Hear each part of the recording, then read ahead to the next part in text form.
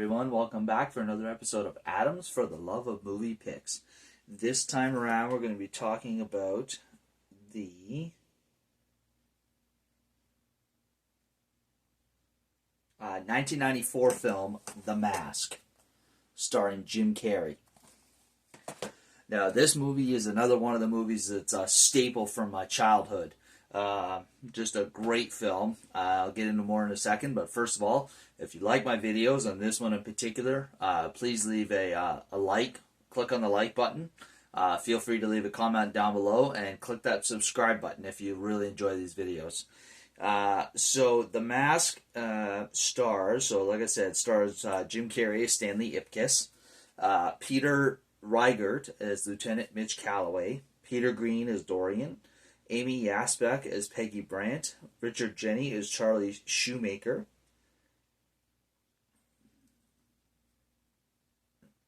and just having a look to see if there's any other.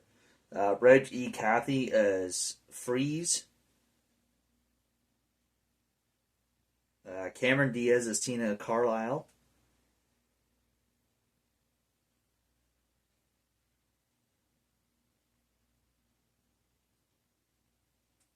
there's one other guy that I recognized. I'm just not seeing him. Oh, there it is.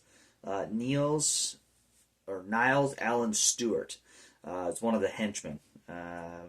Orlando. So that's pretty much the extent of the well-known actor. So The Mask is a comedy movie. Basically, it obviously stars Jim Carrey. The premise of it is Jim Carrey. The whole movie takes place in the fictional city of Edge City. And Jim Carrey plays an everyday guy. He's a banker. And just one day he discovers this mask floating in the river and learns that it actually has magical powers. Excuse me. At night, when he puts on the mask, it transforms him into this almost superhuman, super hero type character. And it bestows him with special powers. But it leads to some wacky, hilarious antics. And I really feel it's one of those roles that only Jim Carrey could pull off. This movie, like I said, took place in '94. It was the height of Jim Carrey's career. Maybe not the height, but like the peak of his career. He had, The Mask. He did Ace Ventura, both 1 and 2. He had The Cable Guy, just to name a few. He had a lot going on at this time. And he really nails this character brilliantly. There's so many funny parts in this movie. One of my favorite scenes takes place in the park when he's meeting up with. By the way, Cameron Diaz is quite young in this movie. It's one of her first roles, playing Tina, and she plays the love interest to Stanley in this movie. And she's meeting up with him in the park, more specifically The Mask, but, basically the cops are on to Stanley that he is The Mask, follow him and Tina to the park, and they try to chase after him, and it's hilarious antics ensue. One of the funniest scenes / lines in the movie takes place during this part of the movie. I'm not going to give too much away, but it's funny, this movie, like I said, it's a staple of my childhood.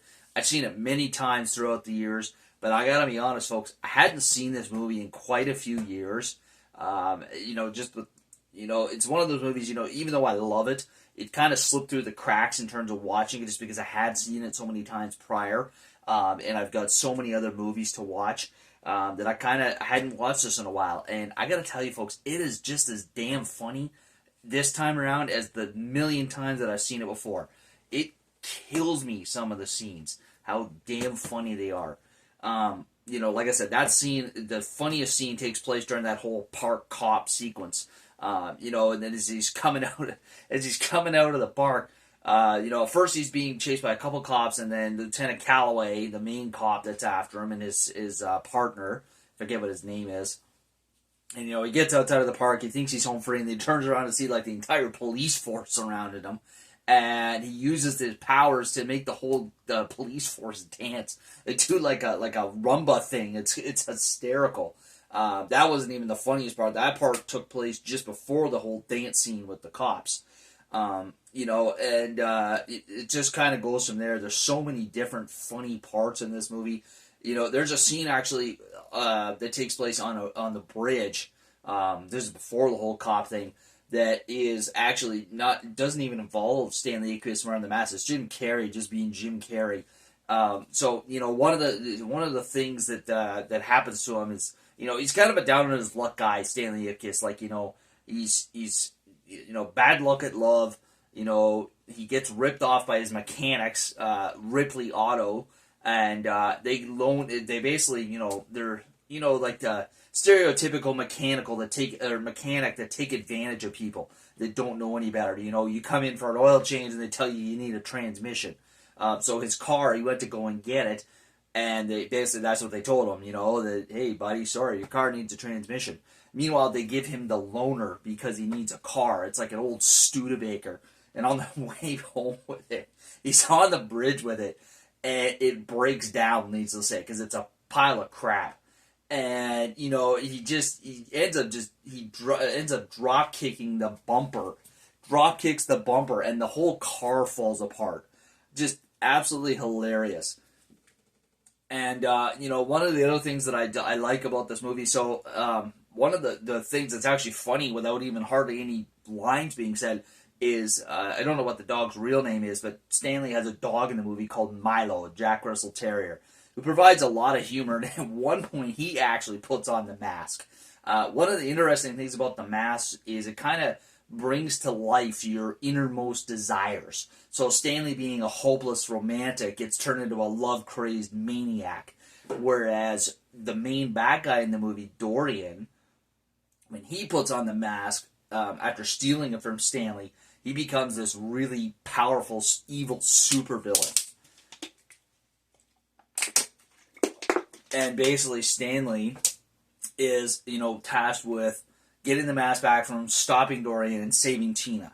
Because Tina is kind of Dorian's side piece, as you will. Like, you know, not really official girlfriend, but, you know, she knows he's a bad dude, and she doesn't want to be with him, but she gets caught up in the end, and Stanley's tasked with saving her.